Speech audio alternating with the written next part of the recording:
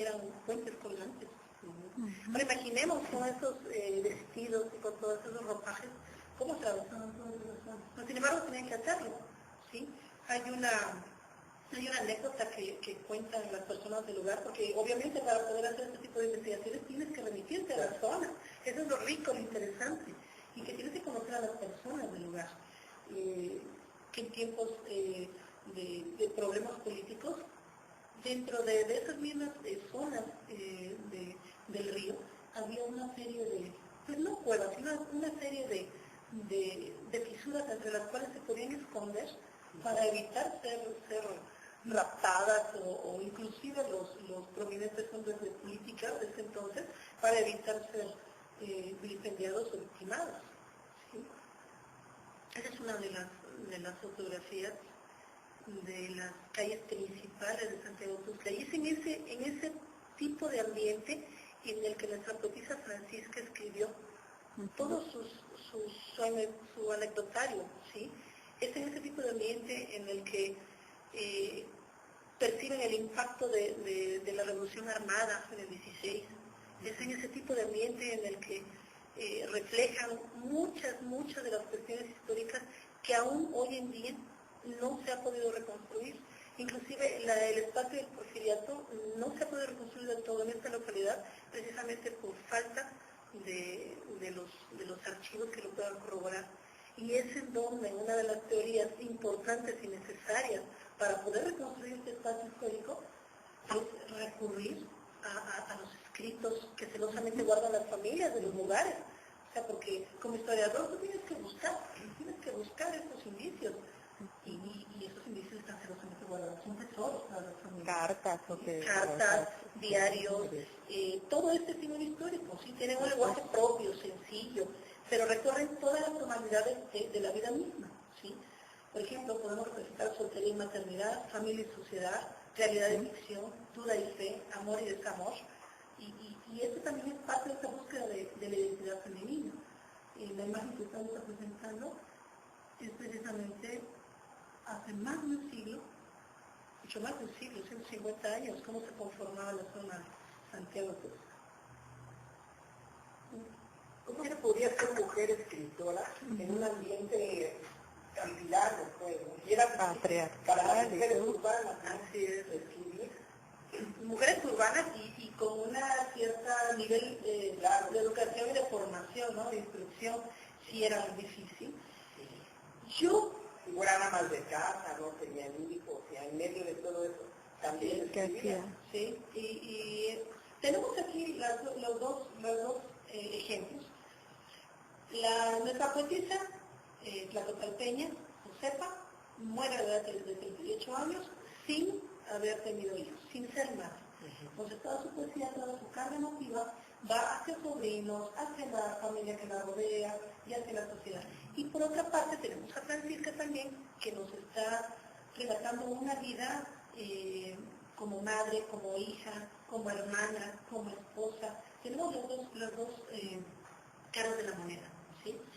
Mas, sin embargo, este punto que acabo de tocar sobre la educación es muy importante.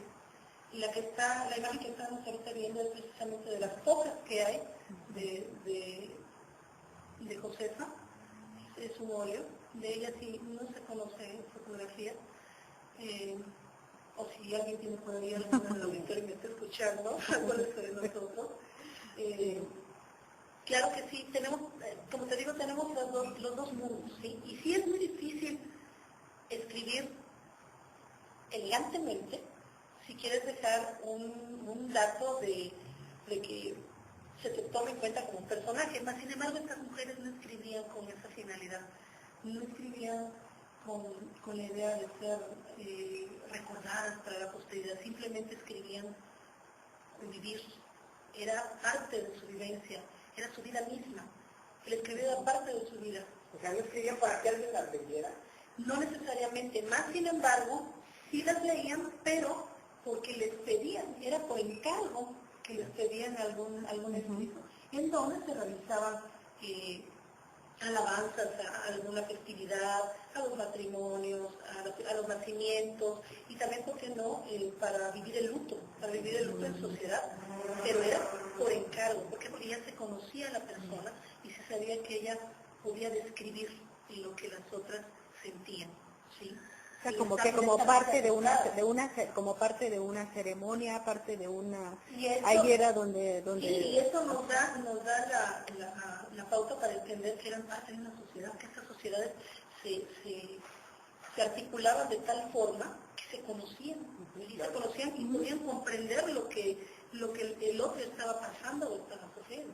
Y por eso la escritura de ellas no es fácil, ¿sí? Sin embargo, por eso es única, porque tienen esa capacidad y la pueden desarrollar sin necesidad no sé, de estudios muy elaborados. Claro que ambas siempre atesoraron la necesidad de tener un poco más de estudios, pero pues por los tiempos no podían darse esos lujos.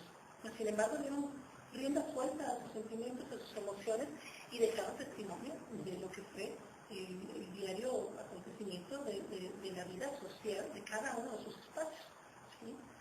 La imagen que estamos viendo ahorita es precisamente de las barcas que llegaban en el río de Papaloapan y que se acercaban con personas que desembarcaban en Alvarado, que venían de puntos tan lejanos como pueden ser las embarcaciones europeas, ¿sí? Y se avecindaban precisamente de Zapotalpan. Esta es una de las imágenes de la plaza principal de Zapotalpan, en donde se pueden distinguir la vestimenta igual de las personas, el tipo de sociedad que se reunía en estos espacios.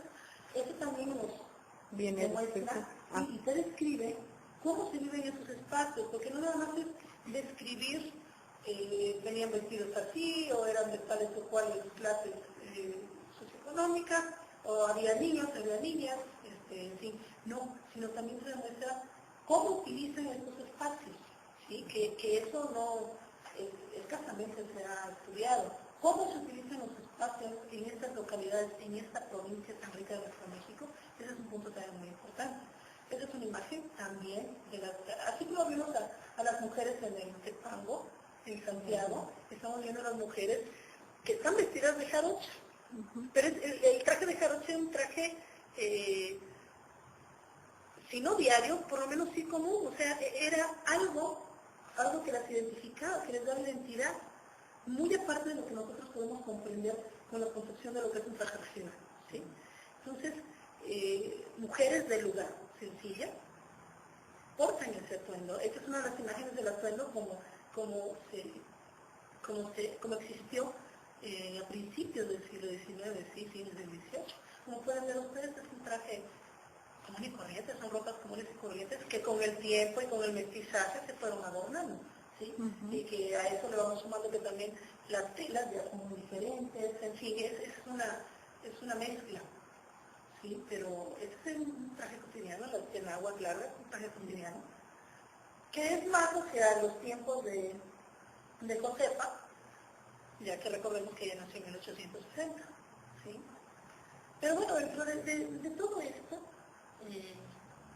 el estudio de estos escritos femeninos, enmarcados por esta región sotaventina, que sotaventina nos indica precisamente el sentido direccional y climático del lugar con respecto a la zona en donde sopla el viento, donde sopla el aire. Si en una embarcación, por ejemplo, si el aire sopla del lado sotavento, el lado de barlovento es el lado contrario. ¿Te parece que hacemos otra pausa? Claro que sí.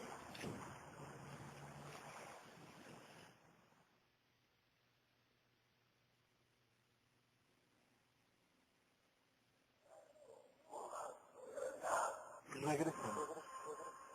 El Instituto de Ciencias Jurídicas de Estudios Superiores te invita a la licenciatura en Contaduría, licenciatura en Derecho, con horarios flexibles, profesores especializados, preparación de calidad, opciones de titulación, educación integral en planes semestrales y actualización constante de contenido. Servimos a través de la competitividad académica y nos apoyamos en nuestra capacidad de innovación, logrando en nuestros alumnos un verdadero espíritu humanista y de función social, desarrollando la inteligencia y la capacidad clara. Un abogado colegiado es un abogado calificado.